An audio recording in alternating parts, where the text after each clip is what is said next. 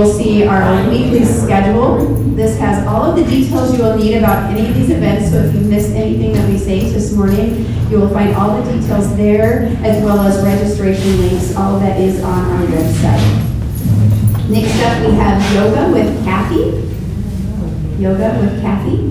There it is. She teaches this from 4 to 5 on Tuesdays and 11 to noon on Thursdays. However, you'll want to make special note of the scheduling changes. For this month, this is the last week that she'll be here in December because she's going to go enjoy some holidays. And she'll be back the second week of January. So just make note of that as well.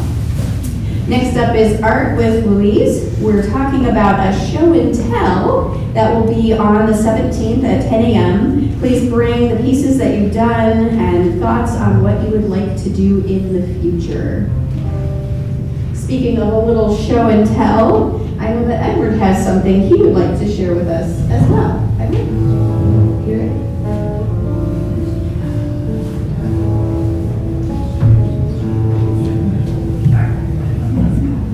Good morning. Good morning. Well, I'd like to proudly announce the launching of my new book.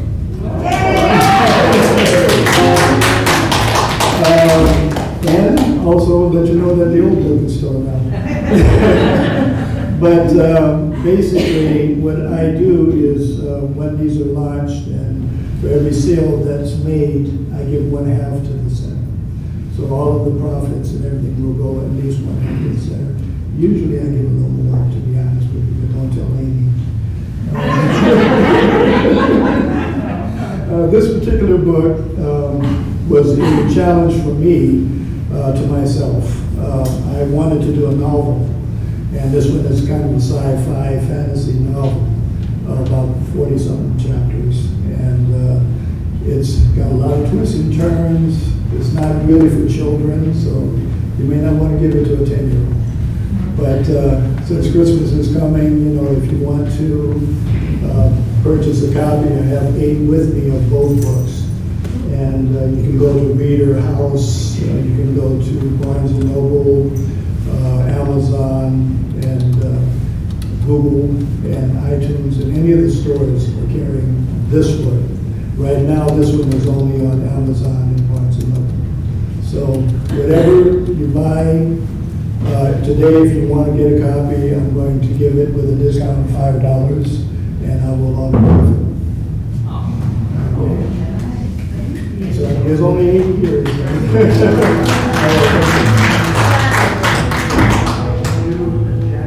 Love to see the creativity that we have here in our beloved community.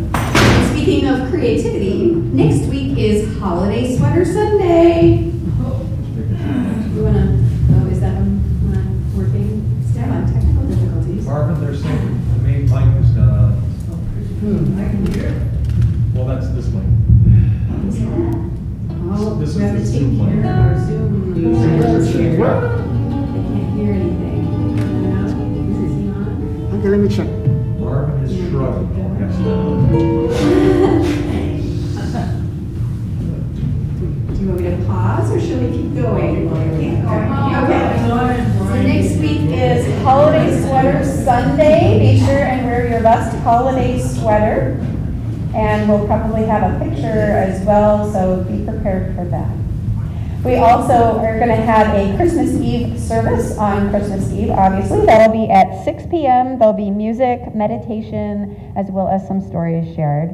And then the following day, on Christmas Day, we won't be having our traditional service, but we will have a Christmas brunch. That'll be a potluck and a gift exchange, and that will start here at the center at noon. And there's a sign-up sheet on the table over here. And there is a sign-up sheet on the table over here if you're interested.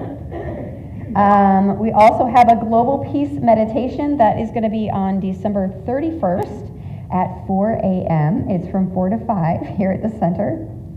That's an early one. But yeah, so mark your calendars for that. And you may have noticed that we had a ornament exchange here a couple of weeks ago, and that our social hall is still looking a lot like Christmas ornament madness. We could really use everyone's help as you leave today. If you would just take a moment to put some of those ornaments in a box. We're trying to keep kind of similar ornaments together, but if you could just take a moment on your way out to put ornaments in a box, we need to get all that boxed up so we can take care of that this week and transform the social hall into our holiday brunch experience that's coming up on Christmas. Also, as always, our bookstore is open and 25% off or as otherwise marked. The little pantry, we just want to say thank you for always remembering the little pantry when you do your shopping. Excuse me. Especially this time of year, we know that there are many people in our community that are in need. Speaking of community, this month's theme is community. And in the spirit of community, I would love, what? You want to talk about Bridge House? Okay, come on up.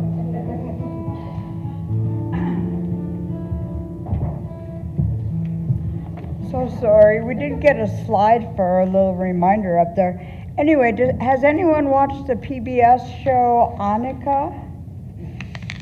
Anyway, it's a story about a detective. Anyway, she talks about bridges. Her daughter is studying bridges in school.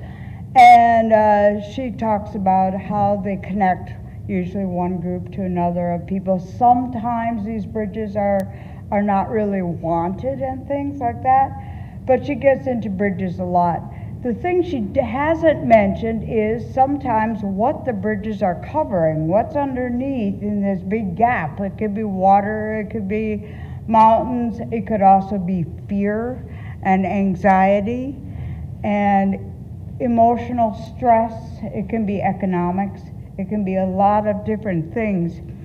The group that we support with Bridge House are people that want to make this change. They're already involved in a program where they have to work in order to make their lives better. What we're doing is we have the opportunity to help their kids have a nice Christmas. So I encourage everyone that hasn't taken a tag from our tree, there's still 11 tags up there, to please take one and think of the child as you're getting a gift for them and how happy this is going to make them. Mom has requested clothing and shoes this year. Stick with what's on the tags because we've got it separated out so everyone gets kind of equal amounts and not way over one end or the other. And if you can't do that, consider making a small monetary donation. I'll be out in the foyer after. If you want to give me cash or check, if you want to include it in your thing for the center, just mark it so it says Bridge House on it so that we know what fund to put it into. And on the 20th of December, we will be having our wrapping party here at the center. We'll all get together and we will go ahead. It's a Tuesday at 1:30. We will all get together and go ahead and wrap up these presents, and Bridge House people will be here. The gal in charge, Jessie, to take it over there so they have their Christmas. Next week, if you have gifts and you haven't brought them back yet, please make sure they get back to the center in case something comes up on the 21st that you can't be here. Okay? Thank you.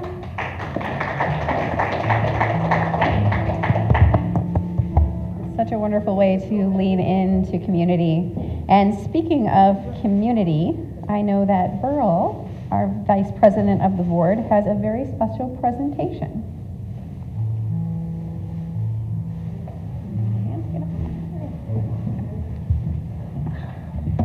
Yeah, I got a really nice message from Rick, our president, asking me if I'd be interested in presenting the member of the month, Bezalel.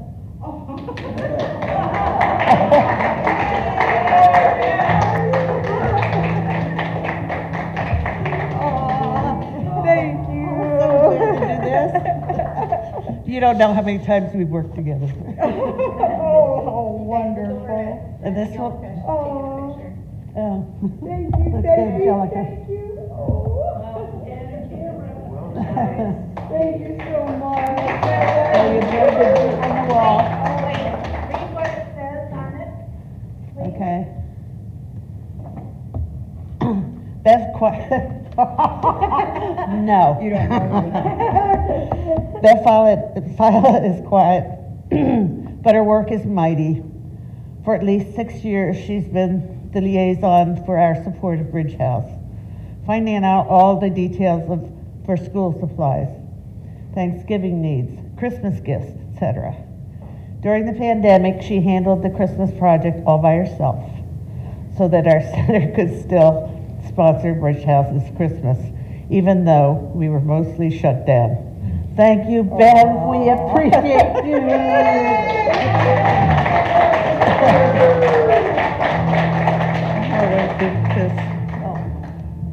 Later. So wonderful. All right, and now we'll go ahead and move into our contemplative meditation. I think that may have been Scott that was going to do that. Hey, Edward, can I put you on the spot? Would you read the reading you did for meditation this morning as part of our contemplative? Oh, yeah, sure. Perfect. Thank you so much. I love being put on the spot. Yeah, well, there is not a spot where God is not. So, okay. Reading. I gotta find it. Yeah. Okay. Taking as the starting point that we have the same life as God, it follows that we use the same creative process. Everything as one comes from the same source and returns again to it. The things which are seen are not made of the things that do appear. What we see comes from what we do not see. This is the explanation of the whole visible universe and is the only possible explanation. As God's thought makes worlds and peoples them with all living things, so does our thoughts make our world and peoples it with all of the experiences we have had. By the activity of our thought, things come into our life, and we are limited because we have not known the truth. We have thought that outside things controlled us, when all the time we have had that within, which could have changed everything and given us freedom from bondage.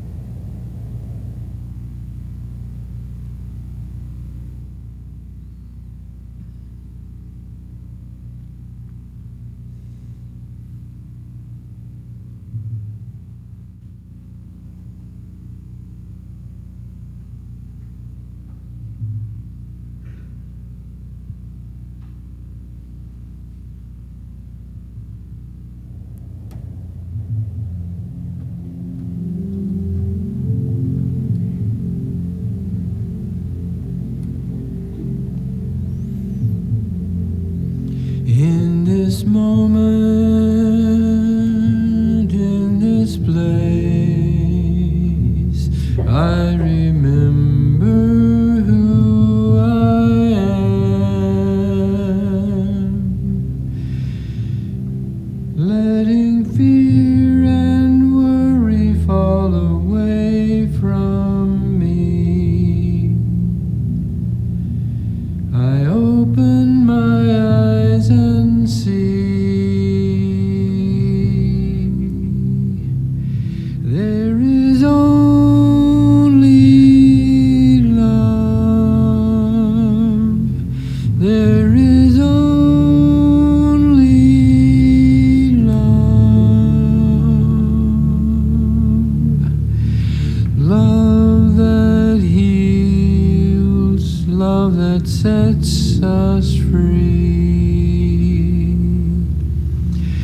there is only love.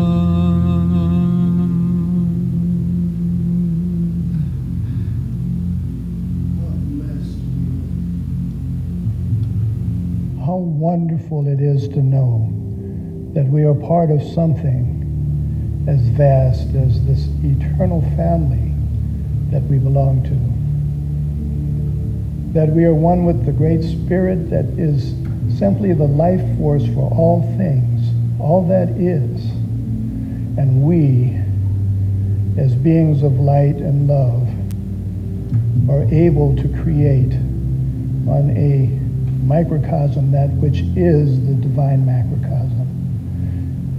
Knowing that we leave our energy just simply every place we have been, in everything we touch, and everything that we do, and knowing that there is only that one energy, and that energy is love, we know that everything in this world is capable. Everything in this world is longing for. Everything in this world is ready for that divine, wonderful bliss that comes from love. All things such as fear, adversity, or learned behaviors taken from our past experiences and brought to this world through us from artificial channels. There's only love. Love is all that exists. We can overcome anything by that knowledge. Just understanding the power that is manifested in each and every one of us as manifestations of this wonderful being that we call God or Spirit. We are capable of anything. So during these holidays, please remember that it is more than just a ritual.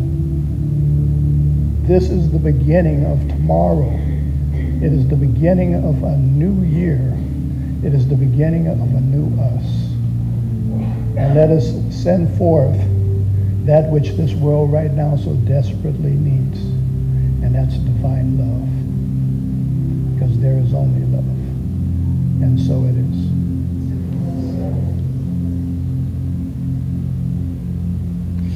When I lose my soul, when it seems I've lost my way, when I go inside and quiet my mind, I can hear Spirit gently say, there is only love. There is only love. It's love that heals, love that sets us free. There is only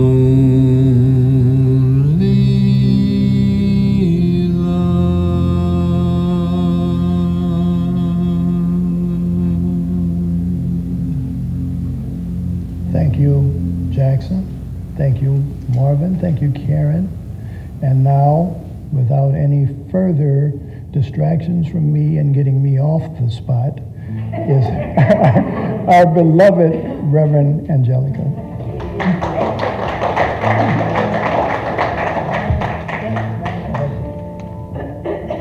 Is this your mask? Probably. After getting my head. Thank you, Jackson. Thank you, Edward. That was really good for being put on the spot. I just thought of something. I have a pocket here. I'm going to make a little pocket square.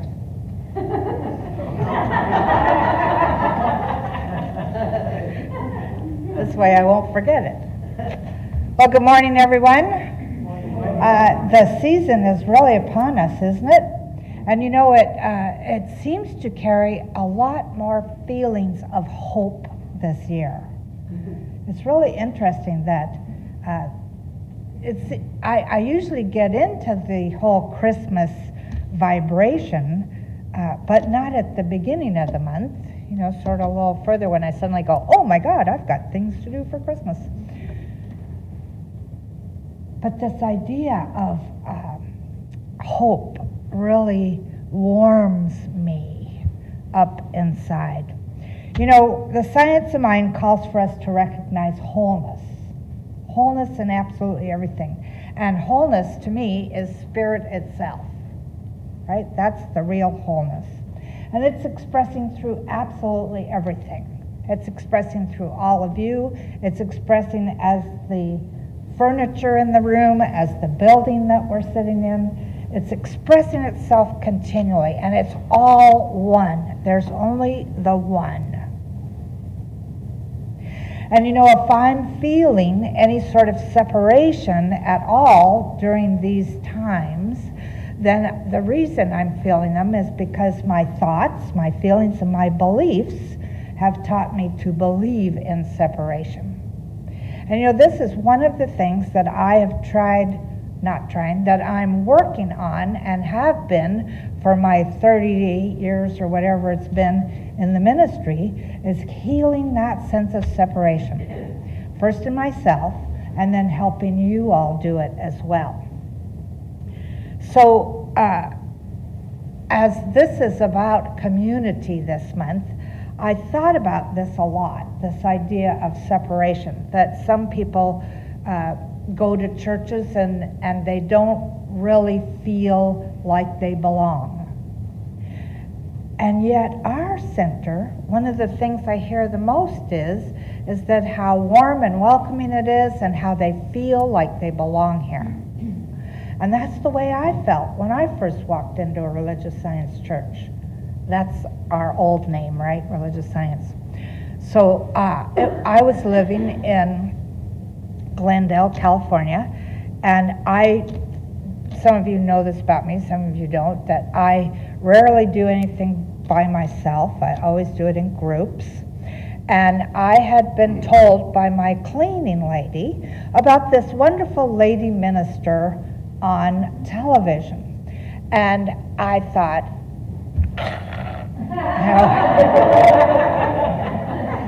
I'd tried all these different churches. I had developed my own spirituality through nature and Wiccan and things like that. And, the idea of a lady minister. It was good that there was a minister, there was a lady, but, I immediately thought about the old-fashioned kind of religion and had felt separate every time I tried one, because I tried a lot of them.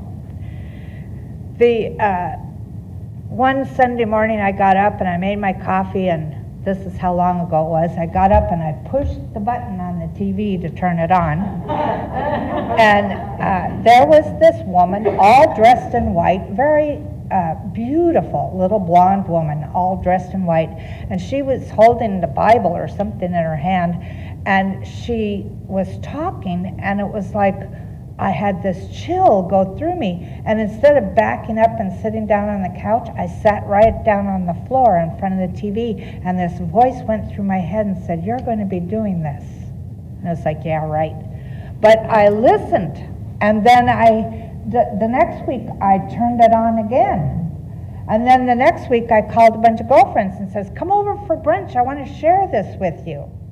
And then we became the Terry Cole Whitaker Breakfast Club for a while. If you don't know who Terry Cole Whitaker is, she is an amazing teacher. She probably still is, but I don't hear much about her anymore. And then one day, down at the bottom of her show, there's a little trailer that says Terry Cole Whitaker will be at Founders Church in Los Angeles. Well, she was down in San Diego meeting in this big, huge hotel, the Cortez or something like that. And I thought, oh, I want to go see her. And I tried to talk the members of my breakfast club into going, and nobody would. So I pulled up my big girl panties, so to speak, and got in my car and went that Sunday morning, and I stayed for all 3 services. She was so amazing. One of the reasons I stayed was because I bought her book, After the service, she'd go out into the garden area, and she would sign them. And I kept trying to get mine signed, and then she'd be hauled off to go do the next service. And so, okay. And then the last service, I thought, well, I'm just going to leave. I'm not going to get my book signed. Well, the parking garage was so full I couldn't get out. So the universe was telling me that I should pay attention. And one of the things I noticed coming back from that parking garage to go to the third service was there was a brass plaque on the wall that said Religious Science Church, I don't know where they're from, of Los Angeles, or Founders Church, Religious Science Church. And I went, wow, because in Glendale, California, where I lived, I used to come down the hill and see, when I was going to turn onto the street, this round building with a big cross on top and all that, and it said something on the marquee every week, but my girlfriend and I, we would see this, and I would go, do-do-do-do-do-do-do-do, because this was a bizarre sort of space to me. Yeah, that's what I was doing. And I walked in that church, and I swear to God, I went and sat in the back row, like right where Catherine is right now, and sat there and cried through the whole service. And the minister that had, the senior pastor wasn't even there. It was a guest speaker. But boy, he had this talk going about how we do spiritual mind treatment, and he was talking about it with the example of wanting to buy a sports car. And by the time he got to the "and so it is" spot on that treatment, I was riding in that car next to him, feeling the wind in my hair, which was really long at that time. In fact, I used to get teased because my hair was as long as my skirts were. And I was wearing really short skirts. That was the time. But that feeling of being at home has never left me. In all of these years, it's never left me. It's never left me in any church I've visited. It's never left in the 4 churches I've been pastor of. It's never left. And it's not the feeling of being home because of the building or the location, sometimes not even because of the teaching. What it is the people. It's like you've found your tribe, the people that you belong with. So when we look at this idea of community, we're creating it. Everybody that we welcome into our space, which is not just space like the building, but space as in our consciousness, we're inviting people to be a part of our tribe. And we do this not just with church, but with groups that we belong to, with our circles of friends, etc. Right? We're creating community all the time. If we see somebody that we think is outside of our community, then we're creating the sense of separation for ourselves and for them. So there's absolutely a value in making connections with people, right? For being willing to be part of a tribe, to be willing to be part of a community. So I have a question for you. When was the first time you realized somebody was different from you?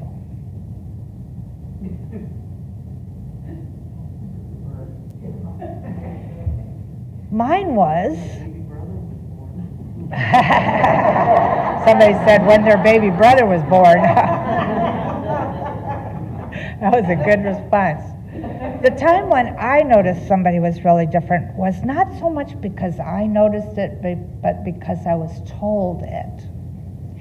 And for those of you who've listened to me for a while, you know that my family, the family that adopted me, was very wealthy. my parents used to go on a lot of trips. We had an English governess named Mrs. Houck. Well, one trip they were going on, Mrs. Houck was sick. She could not come and stay with us while they were gone. So my mother had to use an agency, and now I'm going to tell you, my maiden name is Harris.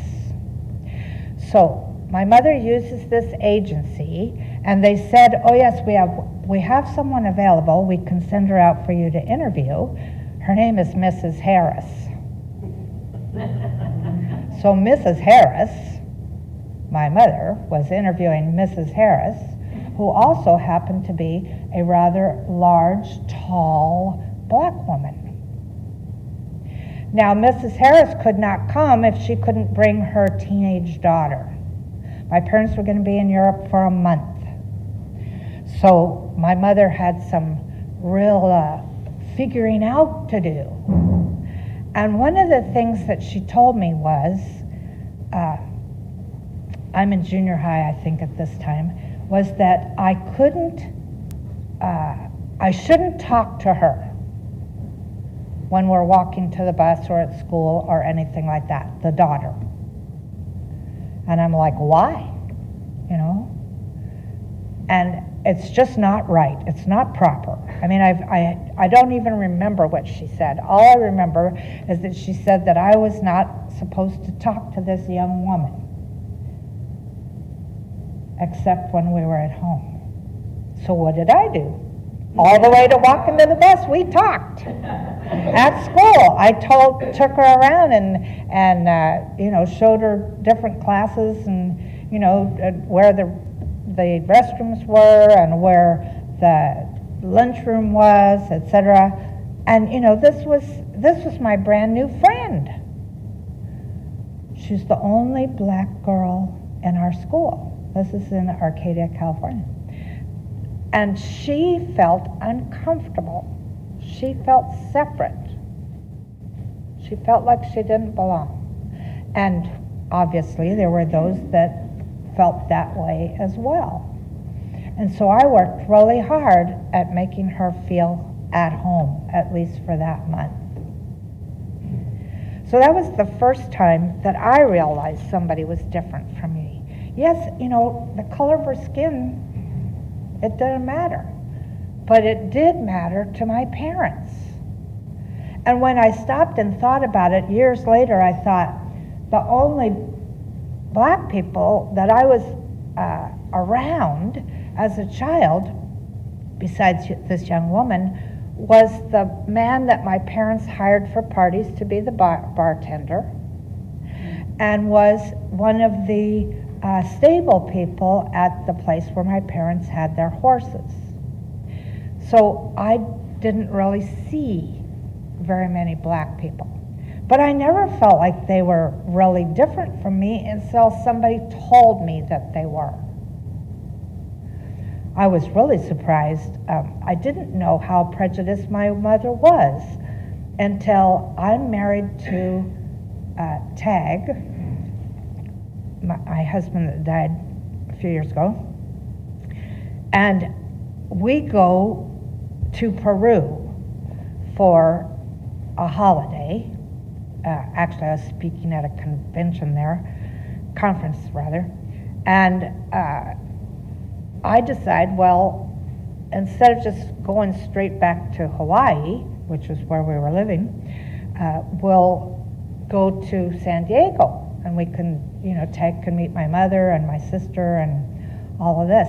And my mother goes off on a rant about Irish people. Now, you've probably never seen a picture of Tag, but he has a bright red beard, bright red hair, very Irish. And I even said to my mother at one point, why are you so prejudiced? It doesn't make sense to me. And she's like, well, that's the way I was raised. And I said to her, so what does that mean now? What does it mean now? The way we're raised. I bet a lot of us have preferences or places where we've separated ourselves because of our upbringing. And yet when you really remember that absolutely everything is spirit, there's nothing to be prejudiced about. You know, I remember Bill Nye, watching a show by Bill Nye, the science guy, who gave this logical reason why people had different skin colors. You know, and it was because humanity started in the middle of Africa, where the sun is really hot. And you need a lot of melanin in your skin to be able to handle that heat. And then, of course, when we started traveling, you know, we went up to, like I'm Norwegian, so we went up to Norway, we went up to Russia, we went around, and we didn't need that much melanin anymore, so we evolved not to have it. And I remember also looking at this picture of 5 skeletons, and underneath it, you know, it says, you know, Chinese, African American, you know, Caucasian, Mexican. I mean, those weren't the words they used, I'm sure, but, you know, it said, oh, gay and straight. And, you know, everybody's the same. Everybody is really the same. We think we're different. And in this, Stephen Hawking, you know who he is, the smartest man in the world, up until a little while ago when they discovered that a 14-year-old boy, black boy, is the smartest person in the world, which I thought, yay. He said this at the opening ceremony of the Paralympics Games in London, England, in August of 2012. We are all different. There's no such thing as a standard or run-of-the-mill human being, but we share the same human spirit. So none of us will ever look exactly the same. I mean, they use eye patterns and fingerprints and dental patterns, etc., to identify you if something happens major. None of it is the same. But we are all the same spirit. And how wonderful it is that spirit emanates through us as the wonderful differences that we are. You know, and as we were traveling way back in the beginning, we developed cultures. And how wonderful those cultures are that we've delivered. One of the things I loved about living in Canada, in Vancouver, British Columbia, was that all these different areas had their cultures. Like the Sikhs had, they were down in one area, and boy, did they have good restaurants. And then there was the Greeks who lived in the commercial street area. They had really good restaurants too. The African American people lived across the bridge, and they had the most fabulous music and festivals, and the Mexicans lived in another area, and granted, I knew most of these areas because of their restaurants, but what I loved about it was the Sikhs were going to have a festival, and everybody of all different cultures went to experience what a Sikh festival was like. The Greeks had a festival, and everybody went to these festivals to see what the Greek cultures were like. So there's something here that is really important in us. First of all, to remember that diversity is part of being a human. You know, diversity is part of being a human. It's one of the qualities of life, an infinite variety of expressions. And thanks to the wonderful world of technology, we've gotten to learn a lot more about each other, which is great. On that global vision statement over there, it says, we envision a world in which we live and grow as one global family that respects and honors the interconnectedness of all life.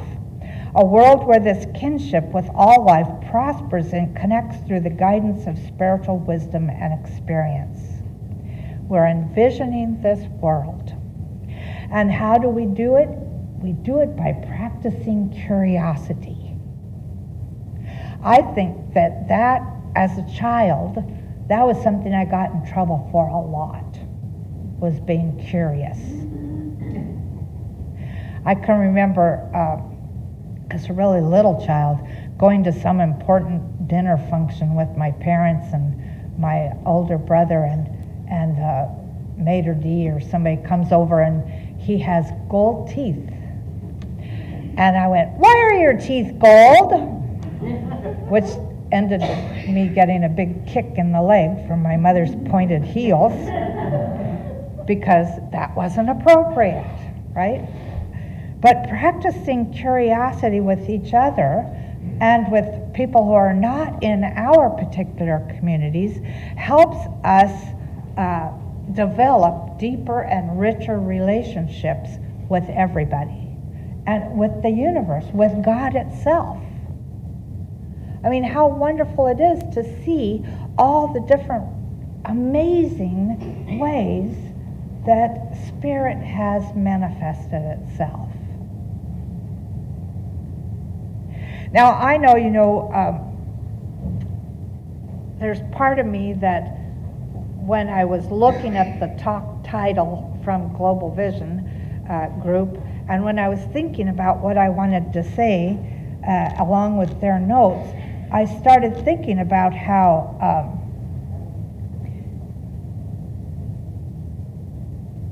as Jackson was singing, "All there is love," that's the truth. All there is love. And yet there's some people that we don't want to love.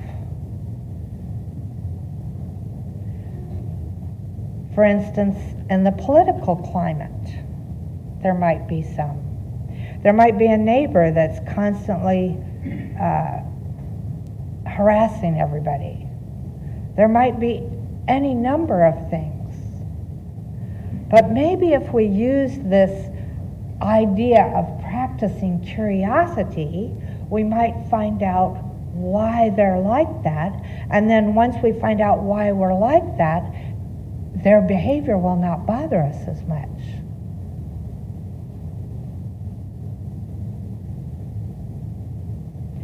That might sound kind of hard. But what I realized is that it's time for us to be more vulnerable and more curious. If we really want to live in a world where we grow as one global family that respects and honors the interconnectedness of all life, then we need to do that. We need to remember all there is love. That's what God is love. A love that we can't even imagine. It's certainly not a love that is defined by anything, which when we love, we define its parameters, don't we? But the love that is always being given to us, that we get to share, has no parameters. It has no judgments. It has no, you can love this one and you can't love that one because they look different or they have different political views. Though my teacher Helen Street is talking to me saying, yes, you have to love everyone, but you don't have to be a doormat. Right? Just because you love somebody doesn't mean that they have to be in your mind or your atmosphere all the time. But for me, when I think about this idea of becoming even more vulnerable and more curious, then I realize that it's time for us to engage in meaningful dialogue with people. Instead of just saying, oh, the weather, or whatever it might be, whatever we watched on TV, etc. The time to engage in more meaningful conversation, to be curious about each other. To me, the benefit of this is having a richer life. Not speaking monetarily, but emotionally, mentally, spiritually. Dr. Holmes also says in our, or not Dr. Holmes, but from our CSL Declaration of Principles, it says, the manifest universe is the body of God. It is the logical and necessary outcome of the infinite self-knowingness of God. This whole world, this room is filled with God. It is God. God experiencing itself as each one of us, as each thing that's in here. So let's let ourselves really appreciate, be grateful for being in the community of the divine. And when you look at your life this week, ask yourself, where am I separating myself? Or where am I trying to separate myself? You can't really separate yourself. You can only think you're separate. Well, let yourself do some work. I mean, this is the season of love and joy and light, the season of honoring a baby that's being born, a Christ. And for me, it's the honoring of the inner Christ. It's like every year we get to rebirth the Christ child within us. And then during the year, we get mesmerized by the way of the world. So it's time to let go again, let go, and be God. So let's see our affirmation.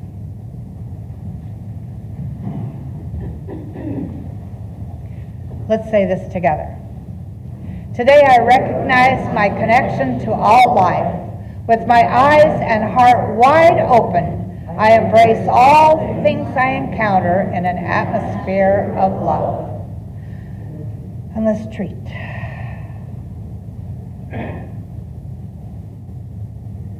How grateful I am to be in the community of the divine. How grateful I am to know that every circle that I create around me is the community of the divine. I remember that there's only one life. That life is God's life. And that life is the life I'm living right now. So I speak this word in the first person to make it easier for us to embody. And I declare that I am ready and willing to be more vulnerable in my communications with people. I am willing to be more open and ready to receive. I am ready to experience people just as they are, with no judgments or anything attached to it whatsoever, because I know that no matter who I am in communication with, I am in communication with the divine.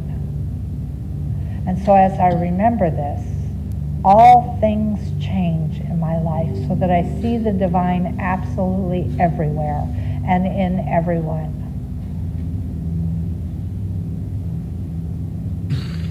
I let go of those structures that I might have been given as a child that prevent me from seeing the oneness.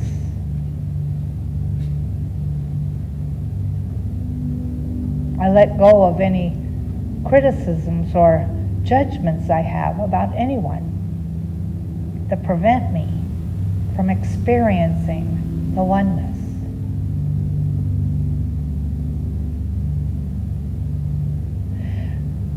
And I see myself as more vulnerable, more open, more willing to be the one that brings the love into the world. And as I do this, my life reflects the love that I give out. And how wonderful that is. So I use this season to experience that love and joy and happiness that is part of this season. And I use this season to let go of any feelings I have about our country or the planet having problems. I use this season to see the good in absolutely everything.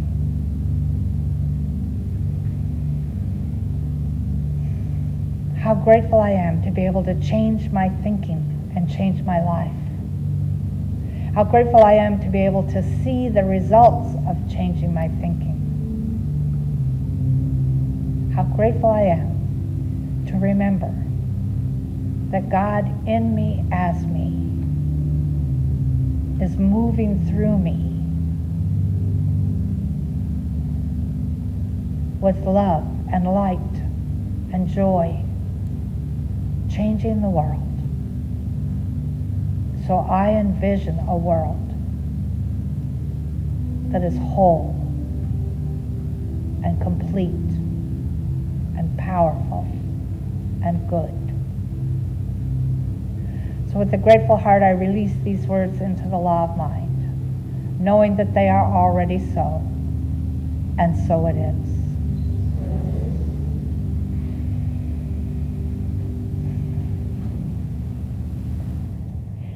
We have a gift this morning in our music. Anna is our musician this morning. So let's welcome her up here.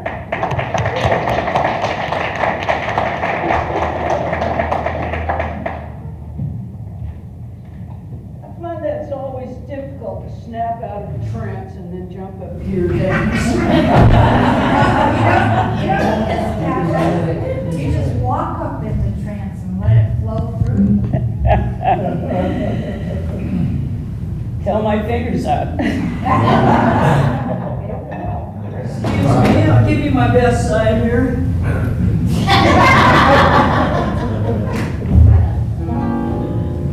Yeah.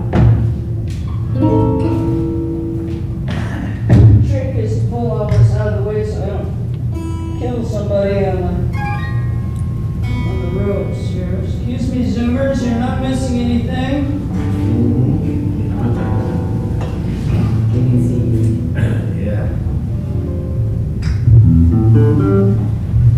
Hey, I ran into Annie Cornwall. Annie Cornwall. And so, hey, Annie, thanks for coming.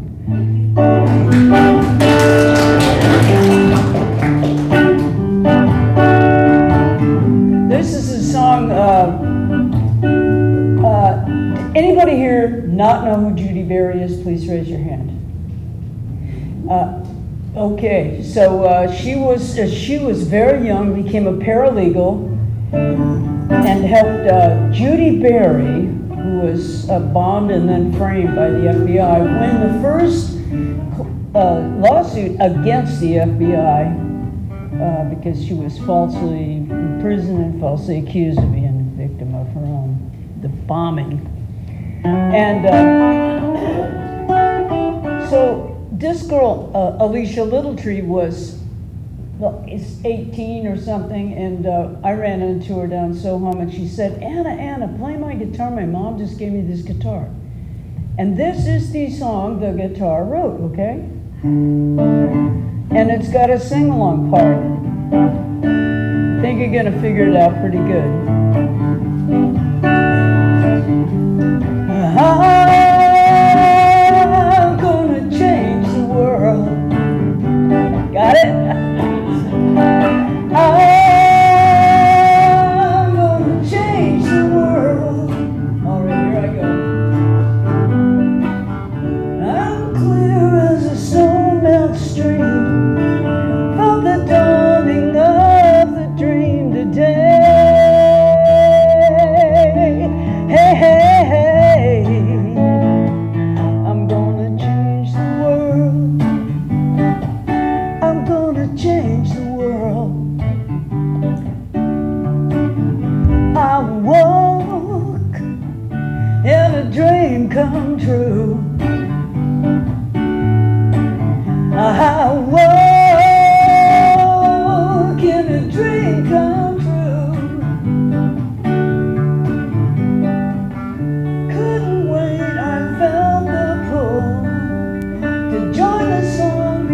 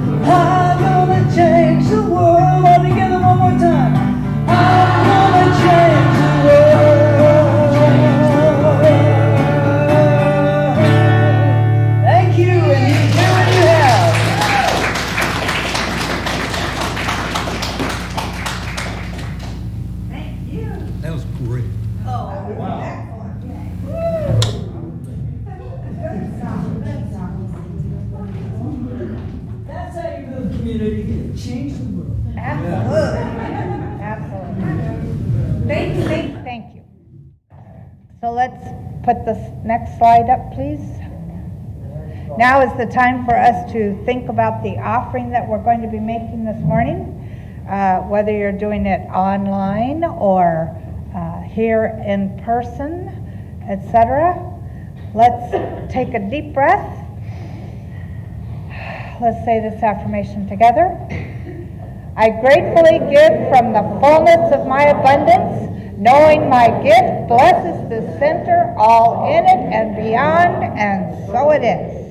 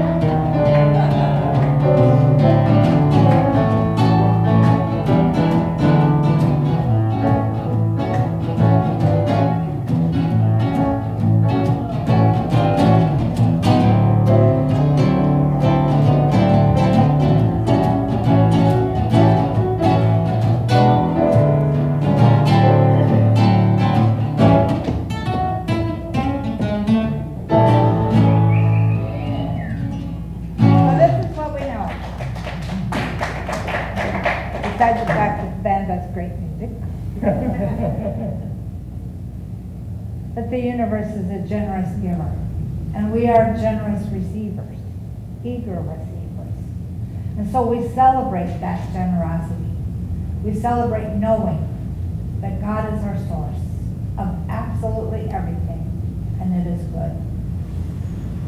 And so we celebrate these tithes as they go into the office, as they support this ministry, and come back out blessing the work. Thank God for our good, and so it is. And for those who are online, I remember I haven't said anything to you all this morning, you Zoomers this morning, so I apologize for that, and thank you for being here, and there's how you can make your donations.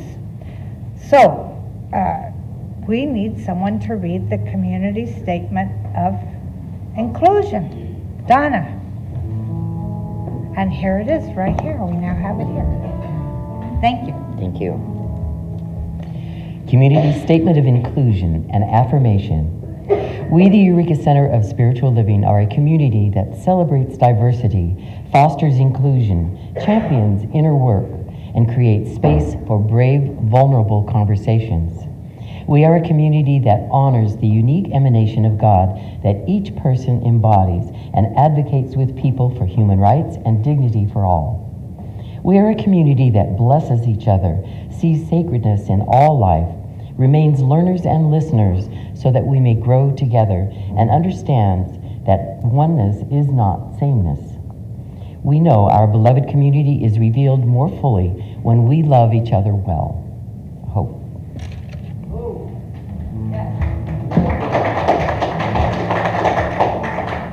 Thank you, Donna. And thank you all for being here this morning. We appreciate you greatly. For those of you who are here live, remember that next Sunday is fun. We're going to wear our Christmas sweaters, whether they're ugly or not. You know, it's not a contest or anything like that. It's just an opportunity. Yes, Catherine.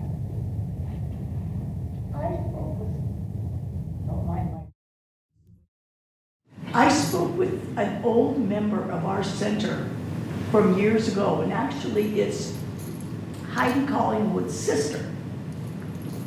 And she lives in Arcata, and she wants to come to church, but she no longer can drive because she has seizures. She's had some brain damage. And if anybody would be interested in stopping by her place and bringing her to the service on Sunday, she would greatly appreciate it. So if somebody could, if you're interested, let me know and I'll contact her. You know, for some reason I didn't get her address when I was on the phone Tuesday with her, but hey, I was doing the best I could. So yeah, it would be great if somebody could give her a ride. Thank you. What Catherine was saying is that we have somebody who used to be a member and come to church who lives in Arcata now and is looking for a ride. So there we go. So I know that all of us are blessed beyond measure, that we're moving into this holiday season with a great sense of joy and thanksgiving. And I appreciate every single one of you. Thank you for being part of our community. And let's have some music. We're over. We're finished. What? Oh, I guess we should do that. We should sing the peace song. Let's dance.